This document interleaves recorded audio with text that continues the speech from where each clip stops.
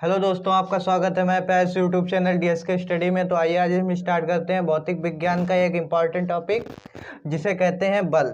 बल को इंग्लिश में फोर्स कहते हैं। तो आइए अब देखते हैं बल की परिभाषा। बल की परिभाषा कह सकते हैं वह कारक जो किसी वस्तु की अवस्था में परिवर्तन या उसके आकार या आकृति में परिवर्तन कर सकता है, उसे बल कहते हैं। तो लिखते हैं बल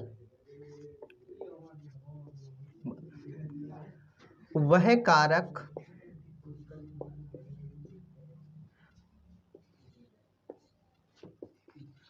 जो किसी पिंड या वस्तु की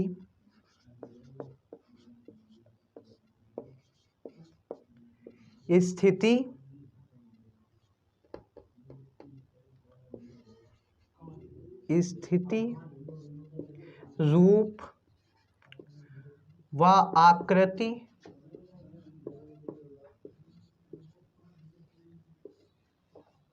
में परिवर्तन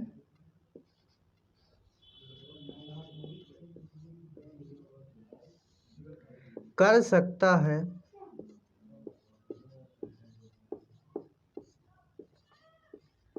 उसे बल कहते हैं।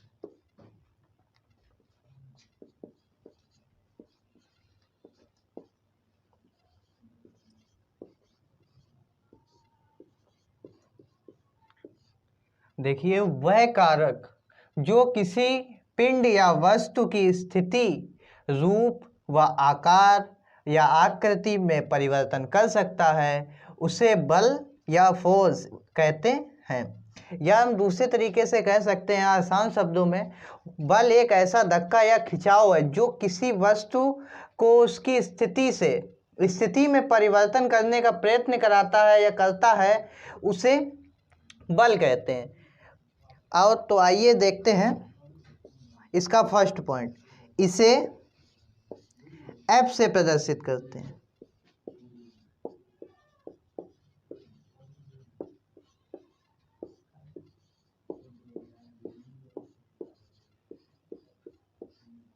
दूसरा, इसका सूत्र होता है F बराबर ma। यहाँ पर F बल है और m वस्तु का द्रव्यमान तथा a त्वरण है। तो यहाँ से हम कह सकते हैं किसी वस्तु पर लगा बल उसके द्रव्यमान व उस वस्तु में उत्पन्न त्वरण के गुणनफल के अनुक्रमानुपाती या बराबर होता है। इस सूत्र को हम अभी आगे न्यूटन के द्वितीय नियम में डेराइव करके आपको सामने अभी दिखाएंगे। इसके बाद तीसरा पॉइंट है इसका मात्रक। इसका मात्रक होता है किलोग्राम मीटर प्रति सेकंड स्क्वायर या न्यूटन।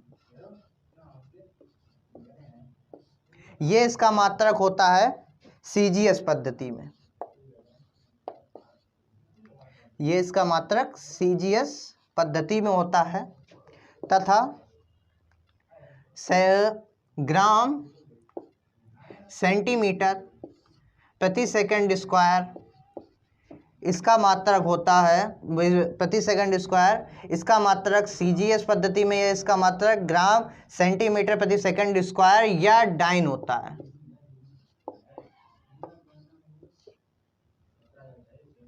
डाइन होता है।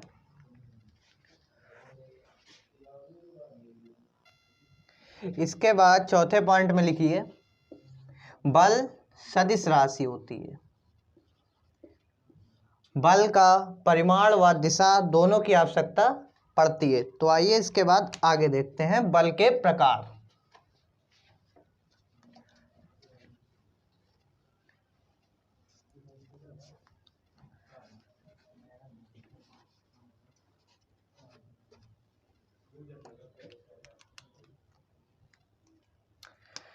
हम इसके बाद देखते हैं बल के प्रकार।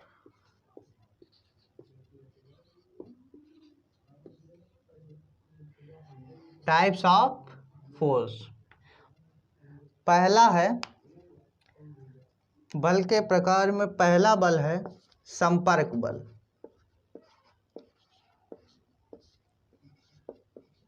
और इसका दूसरा है असंपर्क बल।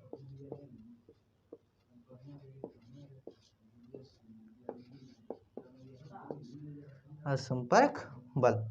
संपर्क बल, संपर्क बल को हम कह सकते हैं वह बल जिसमें दो तलों की आवश्यकता पड़ती है, वह बल जिसमें दो तलों की आवश्यकता पड़ती है उसे संपर्क बल कहा जाता है।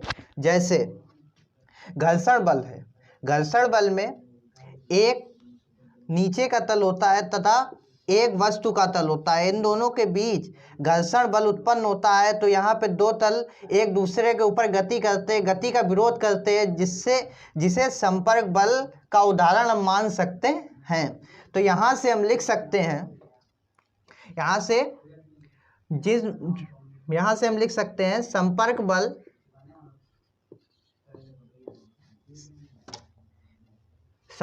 बल वह बल होते हैं, वह बल है जिनमें दो तलों की आवश्यकता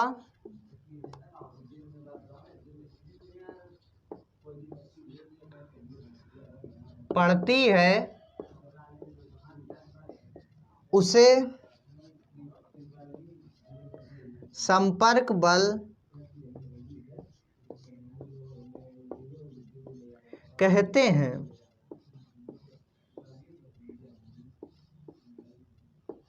दूसरा इसका उदाहरण हो सकता है, संपर्क बल का उदाहरण है घर्षण बल,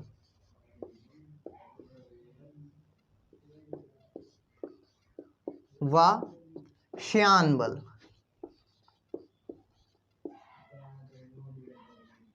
दो घर्षण बल दो तलों के बीच लगने वाले बल को, दो ठोसों के तलों के बीच लगने वाले बल को घर्षण बल कहा जाता है। और श्यान बल इसके इसी के तरीके का एक बल होता है जो सिर्फ द्रव की दो परतों के बीच लगता है, उसे और उन दो परतों की गति का विरोध करता है, उसे श्यान बल कहा जाता है। इसके बाद हम लोग लिखते हैं असंपर्क बल।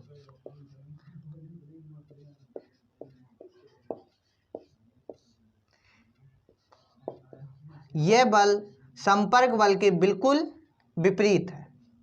इसमें हम कह सकते हैं संपर्क बल तो यहाँ हम कह सकते हैं असंपर्क बल वह बल है जिनमें दो तलों की आवश्यकता नहीं पड़ती है, उसे असंपर्क बल कहा जाता है। तो आप अपने आप से लिख लें, यहाँ पे असंपर्क बल वह बल है जिनमें दो तलों की आवश्यकता नहीं पड़ती है, उसे असंपर्क बल कहा जाता है। तो इसके उदाहरण हो सकता है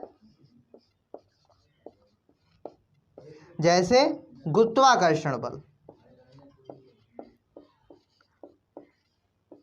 गुरुत्वाकर्षण बल। जैसे गुरुत्वाकर्षण बल में किसी गेंद को हवा में फेंका जाता है तो वह पृथ्वी के गुरुत्वाकर्षण बल के कारण नीचे आ जाती है। इसी बल को गुरुत्वाकर्षण बल कहते हैं। और इसमें दो तलों के बीच संपर्क नहीं होता है तब, और इसके विपरीत घर्षण बल में दो तलों के बीच संपर्क होता है।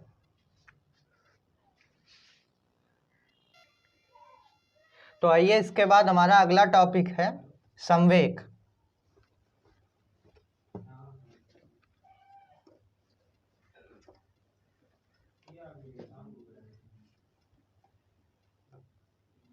तो आइए अब इसके बाद हम लोग पढ़ते हैं संवेग।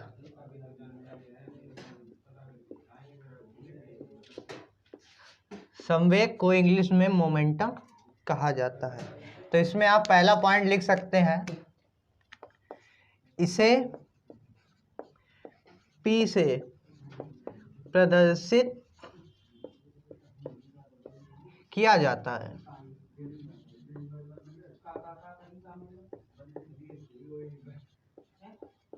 है। इसे P से प्रेस किया। दूसरे पॉइंट में आप लिख सकते हैं P इक्वल टू mv। तो यहाँ से हम इसकी परिभाषा निकाल सकते हैं।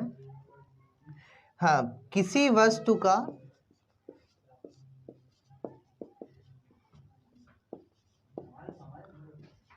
संवेग, किसी वस्तु का संवेग उसके द्रव्यमान तथा उस वस्तु के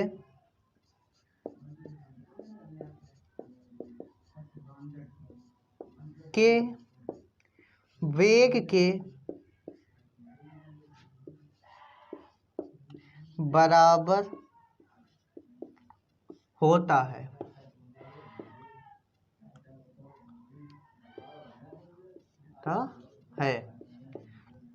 किसी वस्तु का संवेग, किसी वस्तु का संवेग उसके द्रव्यमान m तथा उस वस्तु के वेग v के बराबर या अनुक्रमानुपाती होता है। संवेग थर्ड पॉइंट डाल के लिखिए, यह सदिश राशि है। अब इस चौथा पॉइंट डाल के लिखिए, इसका मात्रक हो जाएगा किलोग्राम मीटर प्रति सेकंड। इसके बाद हम कह सकते हैं कि जिस वस्तु का, यहाँ से हम कह सकते हैं कि जिस वस्तु का वेग अधिक होगा उस वस्तु का संवेग भी अधिक होगा। आइए आपको हम इसकी प्रूविंग करके, आपको सॉल्व करके, प्रूव करके आपको दिखाते हैं कि कैसे, कि जिस वस्तु का संवेग अधिक होगा, जिस वस्तु का वेग अधिक होगा उसका संवेग भी अधिक होगा।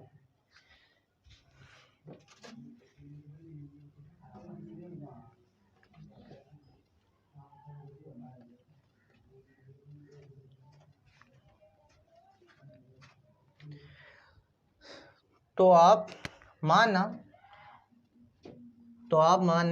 कि कोई m द्रव्यमान की दो वस्तुएं हैं। माने m द्रव्यमान की दो वस्तुएं हैं जिसका वेग v1 तथा दूसरे का वेग v2 है, तथा पहली वस्तु का संवेग p1 तथा दूसरी वस्तु का संवेग p2 है। तो आप ऐसे लिख सकते हैं अपनी कॉपी में, माना दो वस्तु जिसका द्रव्यमान m है, पहली वस्तु का वेग v1 तथा दूसरी वस्तु का वेग v2 है, और पहली वस्तु का संवेग p1 तथा दूसरी वस्तु का संवेग p2 है। तो यहाँ से पहली वस्तु का संवेग,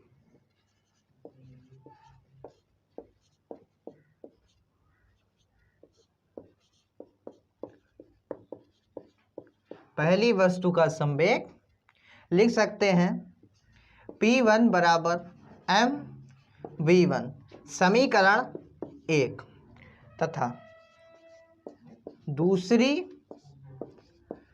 वस्तु का वेग, दूसरी वस्तु का संवेग P2 इक्वल टू mv2, समीकरण 1 को 2 से भाग देने पर तो हमें प्राप्त होगा P1 बटा P2 बराबर V1 बटा V2। यदि, तो यहाँ से हम कह सकते हैं यदि V1 बड़ा होगा V2 से तो P1 बड़ा होगा P2 से। हाँ, तो यहाँ से हम ये कह सकते हैं कि जिस वस्तु का वेग, यहाँ से हम ये कह सकते हैं कि जिस वस्तु का वेग बड़ा होगा उसका संवेग भी अधिक होगा, जिस वस्तु का वेग अधिक होगा उसका संवेग भी अधिक होगा। इसके बाद हमारा अगला टॉपिक है न्यूटन के गति विषयक नियम।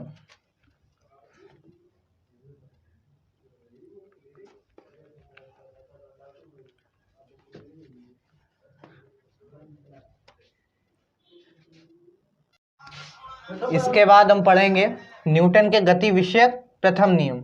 न्यूटन द्वारा 3 नियम दिए, गति के 3 नियम दिए गए थे, जिसमें हम पहला नियम आज इस वीडियो में कवर करेंगे, दूसरा नियम इस वीडियो में कवर करेंगे, पर लेकिन तीसरा नियम अगले वीडियो में कवर करेंगे। तो लिखते हैं न्यूटन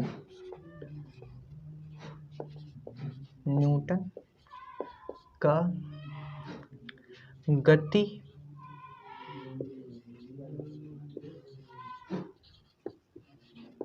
गति विषयक प्रथम नियम। इस नियम के अंतर्गत जो वस्तु गति की अवस्था में रहती है तथा जो वस्तु विराम की अवस्था में रहती है, जो वस्तु गति की अवस्था में रहती है वह गति की अवस्था में रहेगी, तथा जो वस्तु विराम की अवस्था में रहती है वह विराम की अवस्था में रहेगी जब तक उस पर कोई बाहर बल आरोपित ना किया जाए। तो ऐसे हम समझ सकते हैं कि जैसे कोई वस्तु मेज पर रखी है, जब तक उस पर कोई बाहर से बल नहीं लगाया जाएगा तो वह उसकी स्थिति में परिवर्तन नहीं होता है। तो आइए लिखते हैं, जो वस्तु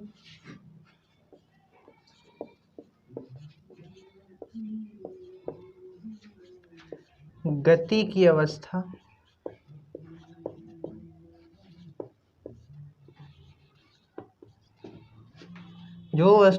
अवस्था में है वह गति की अवस्था में ही रहेगी,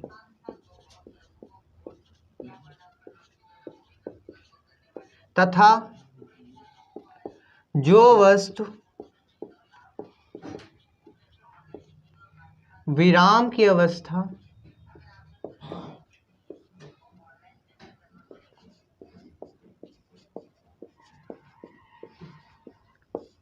में है वह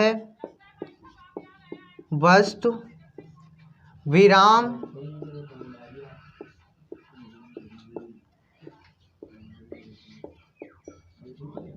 अवस्था में ही रहेगी जब तक कि कोई बाहर बल आरोपित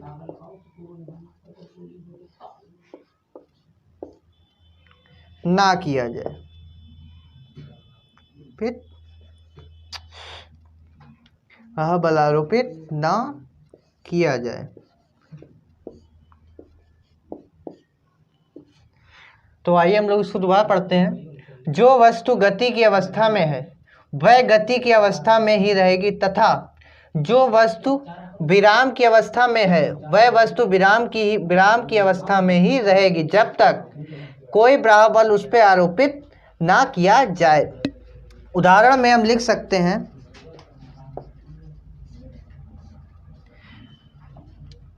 मेज पर रखी पुस्तक।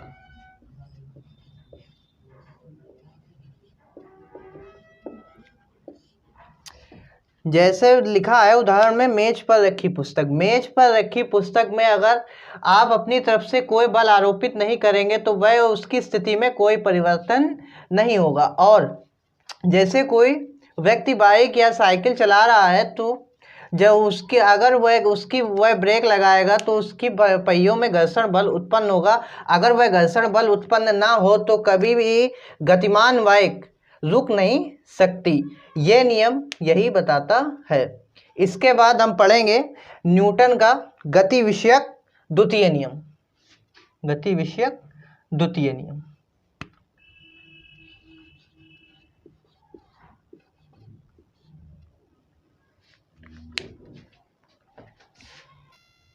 इसके बाद हमारा अगला टॉपिक है न्यूटन का गति विषयक द्वितीय नियम। तो यहाँ न्यूटन का गति विषयक द्वितीय नियम, इस न्यूटन के गति विषयक नियम में सबसे इम्पॉर्टेंट नियम है। तो यहाँ से हम कह सकते हैं, किसी वस्तु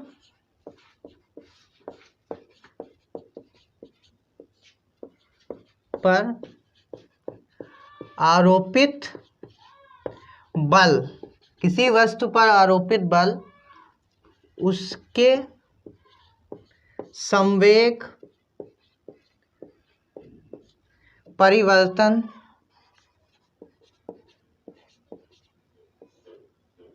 की दर के अनुक्रमानुपाती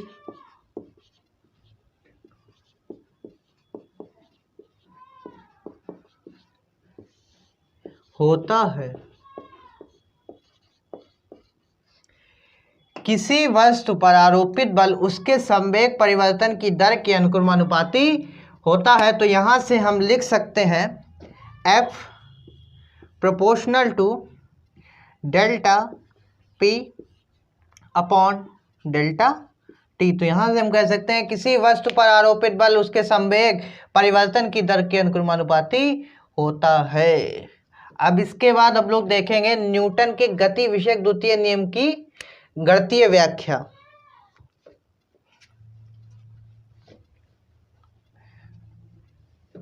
आप लोग अपनी कॉपी में अगली हेडिंग डालें। इसके बाद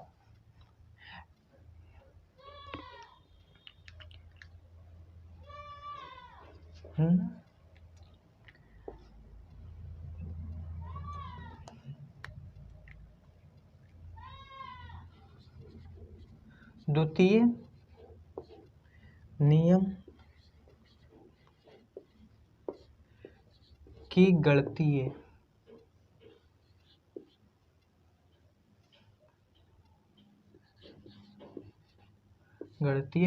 व्याख्या।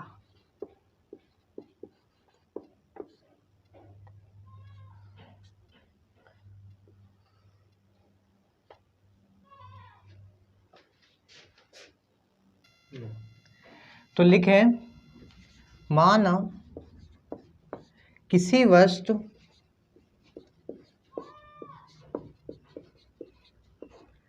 का द्रव्यमान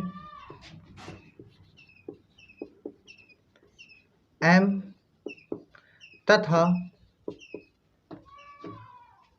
उसका वेग u है। t डेल्टा t समय के लिए वस्तु पर एक बल, एक नियत बल F आरोपित करने पर वस्तु का वेग u से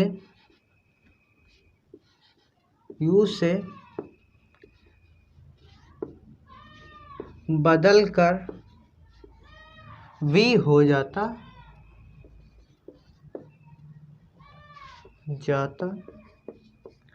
है। तो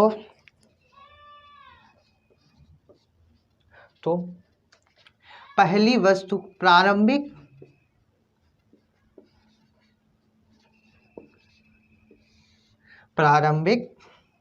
संवेग को हम P1 से प्रदर्शित करेंगे तथा संवेग का सूत्र होता है P=m×v। संवेग किसी वस्तु के द्रव्यमान तथा उसके वेग के गुणनफल के बराबर होता है। तो यहाँ से mu और इसके बाद अंतिम संवेग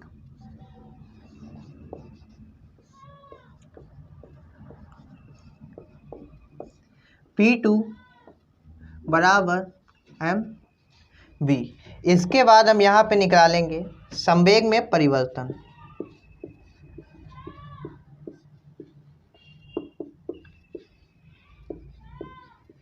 संवेग में परिवर्तन को डेल्टा P से प्रदर्शित किया जाता है। इसका सूत्र होता है P2 - P1। तो यहाँ से हमारे सामने delta P = M V minus M U. इसके बाद रफ करते हैं और आगे देखते हैं।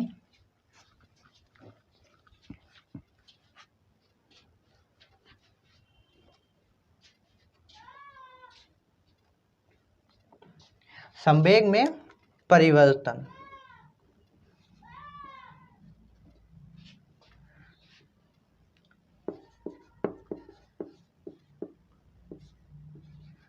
संवेग में परिवर्तन हमें प्राप्त हुआ M B minus M U, संवेग में परिवर्तन की दर। इसके बाद हम ज्ञात करेंगे संवेग में परिवर्तन की दर।